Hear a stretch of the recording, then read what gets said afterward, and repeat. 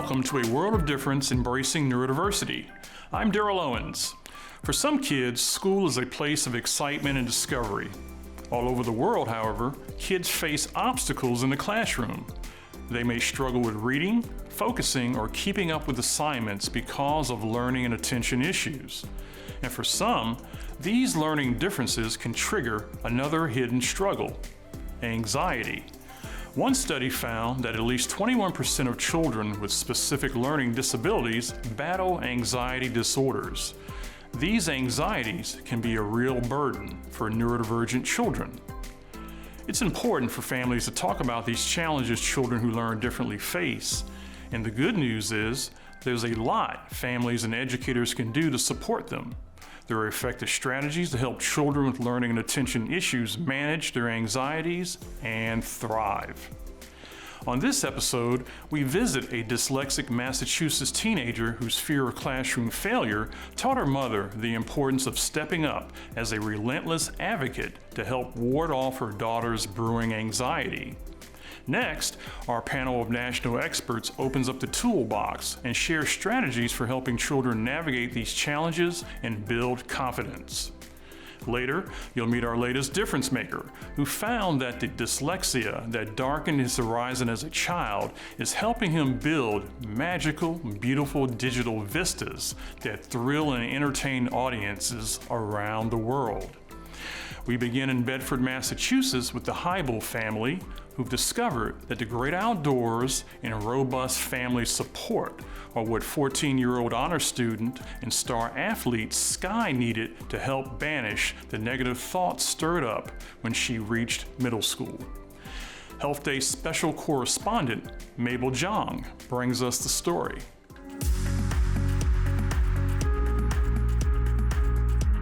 14-year-old Sky Hybel triumphs on the soccer field and the ski slopes of New England, but often gets caught up in the what-ifs when it comes to school. I always think about the what-ifs. When we have like a big test coming up or like a big project, especially with tests, like if I'm not feeling super confident with the subject that we're learning, it's like stressful because then I think that I'm gonna do bad on the test and then it's gonna like affect everything, like grades and then like high school and then college. While feeling a little bit nervous is normal, Sky has dyslexia, and like many kids who learn differently, her world is sometimes filled with anxiety. Sky was officially diagnosed with dyslexia in the 4th grade, but her mother, Tracy, recognized the symptoms much earlier. I think even going into kindergarten that she had dyslexia because our older daughter has dyslexia, and even in preschool when Sky started writing her letters, some of them were backwards. They usually weren't in a straight line, so they were kind of floating along the page. We had her evaluated going into kindergarten, but it was too soon to really say. At that point they thought it would be likely, but again, too early to say. Tracy hired a trained reading specialist, but without an official diagnosis, Sky wasn't put on an individualized education plan until the 5th grade after she was reevaluated. That's when her in-school services kicked in. I get like graphic organizers for MCAS and like essays that we do. I get extra time if I need it on like quizzes and that stuff. They don't take off points if like I have a grammar or spelling error. I think they also make it so that I get like visuals. After-school tutors are hired when needed, and Sky and her mother have found unique ways to tackle her academic challenges at home. So when Sky was learning her math facts, she would bounce on the trampoline while I would shout out a math fact for her to remember or for her to learn. It really helps me since I'm like an active person, like doing a physical thing and trying to learn them helps me remember them better than just like sitting down and like reviewing flashcards or something. But then came middle school, and no matter how much time Sky spent preparing, the fear of failure ramped up. When things got like a lot harder then, and so I started noticing that I was getting more stressed about like assignments, like getting them done. Speaking in front of the class, long-term assignments and partner projects increased her anxiety and led to some difficult decisions. One of my friends is like really like good at school, and she's like always gets like good grades, and so sometimes I'd have to like not be partners with her because she just goes so fast. Tracy noticed changes in Sky as well. She began asking a lot of questions, saying no to activities she enjoyed, and spending a lot of time in her room, missing some special occasions. I remember we were celebrating my mom's birthday, and Sky was, doing the math problems because she just like had to get it done. It was like such a stressor, and really couldn't just kind of enjoy your life until you get that done and move on. That's when Tracy realized to succeed, Sky needed to make room for other things in her life. Time on academics is one thing, in school for a dyslexic kid, but then when you come home, you're doing it again. It's like you're running 2 marathons in one day, the regular academics, and then coming home and doing more is, I feel like, a lot, because she wants to have a balanced life, and the sports really are an important piece of that, and time with friends and things too. Being part of an active family, Sky started using the great outdoors to turn negative thoughts into positive energy. I usually like to go outside and play volleyball or soccer or something. And when she's in school and can't head outside, she practices a special breathing technique for anxiety. Where you breathe in for 4 seconds, you hold it for 4 seconds, and then you let it go for 4 seconds, and you just keep doing that, and that helps me stay calm and come back to what we're learning. As she heads into high school next year, Sky is working hard on maintaining a healthy balance in life. Her class schedule will be challenging, but was carefully chosen to manage the stress. Tracy says she's proud of her daughter's success and hopes she becomes as confident in the classroom as she is on the soccer field or ski slopes. I think she's a great student. I think she's super bright, but I don't know that she always sees that in herself, depending on whatever it is they're doing in school. But I hope that she sees that because, it's definitely there, and I think the people around her see it. For a world of difference, I'm Mabel Jong.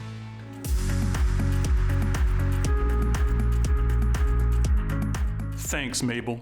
Next, let's meet our experts who provide a game plan for helping children with learning and attention issues manage anxiety.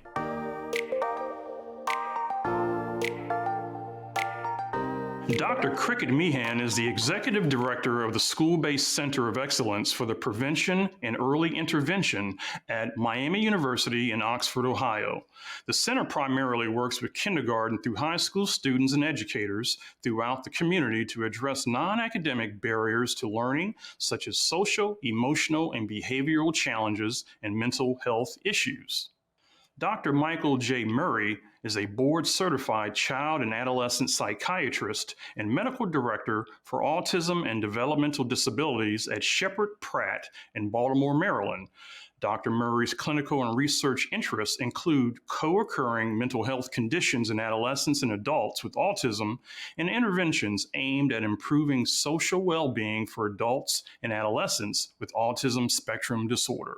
Tricia H. Stevens serves as a learning specialist at Beacon College in Leesburg, Florida, America's first accredited baccalaureate institution dedicated to educating neurodivergent students with learning and attention differences. She's a certified gifted and talented specialist who previously served as a gifted and talented resource teacher for the Falcon District 49 in Colorado Springs, Colorado. And we're going to begin our conversation with Dr. Meehan. How common is anxiety in children with learning and attention issues? So we know that anxiety, just in and of itself, is the most common mental health disorder among our children and our youth. And anxiety affects about 1 in 5 of young people. And if we break that down into the different age spectrums, it's about 1 in 12 of our kids that are 12 or under. And among our teenagers, it's about 1 in 4. So if you think about that 1 in 5 total number in a classroom that has about 25 to 30 students in it, we're talking about 5 or 6 students who have anxiety.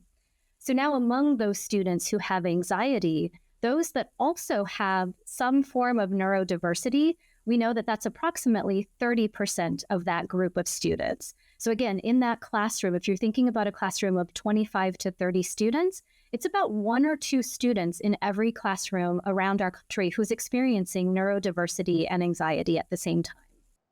Well, that's a pretty big number, Doctor. Thank you. So, Dr. Murray, can you compare and contrast how anxiety might present in neurotypical versus neurodivergent children? So, as was just mentioned, right, anxiety is really common, right? So we're going to see it in neurotypical kids with typical development, and neurodivergent individuals as well. So neurodivergent kids are going to have some additional layers on top of their anxiety experiences, right? So they may be vulnerable to sensory sensitivity. So sensory stimuli in the environment, such as lighting, noises, tactile things, are going to cause some physiological arousal, kind of get them on edge already, even before they are dealing with social or emotional things in the classroom that would maybe provoke their anxiety. Neurodivergent kids oftentimes have difficulty communicating their feelings, so they may have difficulty recognizing their own emotions, being able to tell someone about it. So their expressions of anxiety are not the typical, I'm nervous, I'm tense. It may be coming across as work refusal or darting from a classroom. So it may be in a behavioral manifestation, which then may make it more difficult to understand. And sometimes people will be looking at that as oppositional, defiant behavior rather than an expression of anxiety. And that mismatch will definitely just heighten their anxiety. Kids who are neurodivergent frequently have executive functioning challenges. So difficulty with planning and organizing, time management, all that leads to challenges with multitasking and dealing with making the need to make rapid decisions in a bustling environment, all the things that can be necessary to get through the school day, but are much more challenging because of their underlying neurodivergence.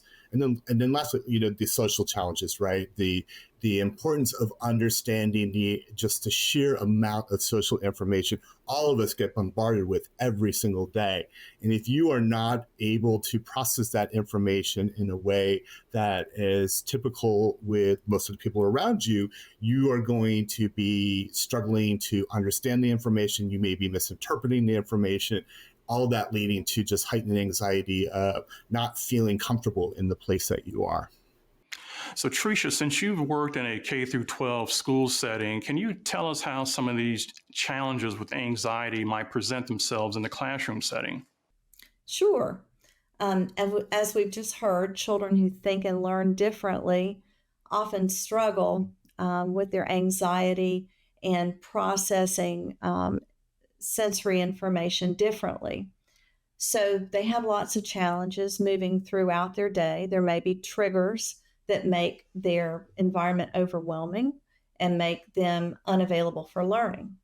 It's hard to remember the steps for perhaps solving a math problem when you're worried about transitioning to another subject or perhaps leaving the classroom to go to an elective. You might be worried that there's going to be a substitute who can't remind you when there's going to be a fire drill. You may be worried about making friends or maintaining friendships or even being bullied. So many times, these neurodivergent children who have anxiety issues are working so diligently to just be accepted and valued by their peers, and they're consistently misunderstood and very often lonely. All right. Well, thank you for that. So, Dr. Meehan, let me ask you this. What are some of the external and internal factors that might contribute to the development of anxiety in neurodivergent children? So many of your listeners have probably already heard the nature versus nurture concept. And so that's definitely something that occurs here as well. So we know that nature piece, that genetics are involved in whether or not a young person may experience something like anxiety or neurodiversity. So if you have family members or others, a parent, a mother or a father who has a similar condition, that child is much more likely genetically to also have that condition that can increase that chance. And then the nurture piece of that concept is this idea that our environment plays a big role in the development of anxiety or other kinds of symptoms that we may experience. So for our young people who are experiencing neurodiversity, in their environment, there are certain things that can exacerbate anxiety. Changes in their environment, changes in their schedule. Their brain functions in a different way than a neurotypical child. And so just going through your daily routine, and if suddenly there's a difference in that schedule, that can contribute to anxiety for that young person. We know different parenting styles also in that environment can contribute to anxiety. Our neurodivergent children, if we have a parent who isn't connecting with them in a way that works well with the way that their brain is functioning, that can lead to misunderstandings or uncomfortableness, and that can exacerbate anxiety as well. Just fear of the unknown for our young people with neurodiversity can lead to anxiety. And so there's a whole wide range of things within the environment that can contribute to that. We also know that these conditions can occur together, and so one may also contribute to the development of the other. So for example, if we have anxiety symptoms that are starting to rise up, that can contribute to our neurodivergent symptoms being triggered. And then conversely as well, if a young person with neurodiversity is having a difficult time relating socially, for example, with those around them, that uncomfortableness or that fear of the unknown, all of the things that I've already mentioned can contribute to symptoms of anxiety. All right, well, thank you. So, Dr. Murray, I'm wondering where society plays a role in this. We live in a society where second place is the first loser. And, when you're in school, and certainly I remember myself in school, I always wanted to be first and with the best grades. And when I was on the field of sports, I wanted to be first there. How does that play a role in creating anxiety in kids, this competition factor? Yeah, so I think there is, like you said, our society is very much an excellence model, right? We all strive for excellence. We're taught to strive for excellence. And there is that need to always try to excel, right? And kids, can take that to literally first in everything. So a lot of the kids that I see in my clinic, I have to be first in line. I have to be first at the bus. I have to be first to go through the cafeteria line. Things that seemingly, what difference does it make? But, it is something that is important to them, right? It creates some sort of value to them. And once again, the social and emotional processing challenges really, I think, play a part in this, where it is not knowing where your strengths are and where your own sense of excellence lies, right? Because we all have things that we're excellent at. Watch the full Ask the Expert segment on our website at awodtv.org if you want to learn more about this topic. You can also watch or listen on Facebook, YouTube, or on your favorite podcasting platform.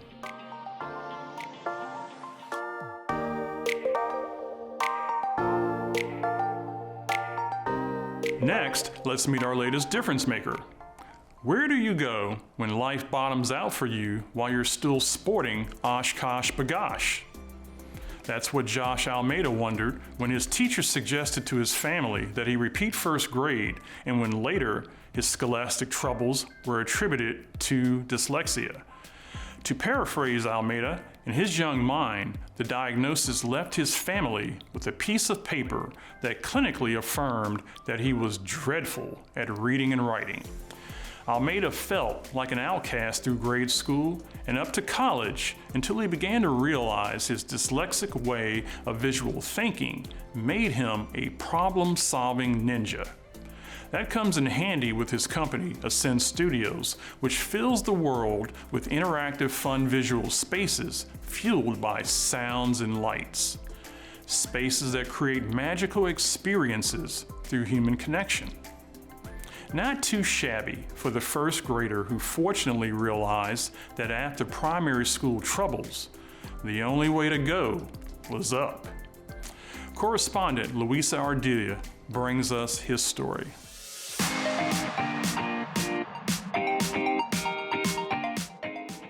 In a world obsessed with conformity, neurodivergent individuals are often told their differences limit their potential. But artist and entrepreneur Josh Almeida considers his dyslexia his superpower. If I chose it all again and I could choose life with dyslexia or life without it, I would absolutely choose with it. It's what has made my company massively successful, and hire the people that we want and have these great adventures and go all over the world and do these things, and that's all because of dyslexia. Josh is the founder and lead artist of Ascend Studios, a company using audiovisual technology to transform spaces into unique and immersive art experiences. His first step to success? Embracing his differences as the source of his power. When I was growing up, I was made to feel less than because I wasn't acing the tests, and I wasn't, doing all of getting the spelling bee, all of those things. And then I started to notice that I was, really good at the creative portions, and I was really good at the visual stuff where other people weren't. And I think that it was kind of then trying to figure out and see, my mind works a little differently, and it's actually really cool. And so it really becomes kind of a mental shift to really think of it in a way of an advantage. That's a very empowering thing because it forces you to kind of, one, recognize your own self and your own kind of limitations within it, and then having the power to overcome them and kind of move the world around you to make it work for you. And people respond to that power. It's a journey that you go through, but I think at the end it makes you a more independent person. It makes you a more powerful person. Harnessing his strengths not only empowered him, but it also helped him build a flourishing business with a meaningful impact on the world. I like to call myself an artist as opposed to the CEO, because that's how I feel my gift and my team's gift is to the world, is to create more beauty and to create more intentional experiences. And I think because of my difference, I'm able to really hone in on those things and understand a lot of kind of the subtext of what's going on within a room or a feeling. For us in Ascend, it was really using that of creating visuals for the rest of the world. So where we go into like a .com company, it's very engineer-based and very logic-based with coding and programming, but they want a space that their employees want to hang out in, and they want the lobby to impress the clients. That's where they bring us in to help kind of connect their story, and then with something that's different, creative, and visual. Now I'm doing urban design. I'm developing an art park in downtown Orlando. I'm very much working with cities to create large, bigger-than-life art pieces in urban environments. That's something that I really care about, inspiring other people. I think if you do something on such a large scale, it will inspire someone else on their side. For young people facing learning obstacles, he says parents and educators can do a lot to help unlock their potential. It's really, again, trying to help recognize the advantages and not looking at it as you're a less than, but you're actually greater than because of these things. It's also really important to adapt in the way that how do we teach and how do we convey messaging in a different way that really is structured for that difference. For me, it was very visual. I learned by watching a lot of video, by doing it hands-on. Nowadays, as a corporate leader, he has also found ways to overcome perceived challenges. A lot of the business world is a lot of like the traditional education world, right? It's a lot of contracts, it's a lot of verbiage, proposals, and the sentence you write means being sued or not. It means in scope or not, and so you have to write it perfectly. I say I'm massively always battling the reg squiggly line, in all my emails, in all my documents. And so that has definitely been a struggle. The way that I compensate is my team is also all very aware that I'm dyslexic and in that. So before any document goes out or any email that's significant, I have someone else read it. You don't have to have a big team to kind of do that. I had my girlfriend reading things, I had my mom, I had my friends. Now there's amazing tools like Grammarly, which I use all the time, which is software. AI-driven stuff right now is really taking off, and I think you can use that to start writing a lot of your ideas. Josh encourages others with dyslexia to lean on the people and tools around them to turn those stumbling blocks into stepping stones toward a meaningful future. He says once you do, you'll find a world full of brilliant possibilities. I'm doing wild things that normal businesses within my world would never even thought of doing, have not even tried to attempt doing it, but I've failed so much that I'm not afraid of it, and I'm jumping right in, and we're doing something kind of incredible, which I absolutely credit to dyslexia. For a world of difference, I'm Luisa Ardila.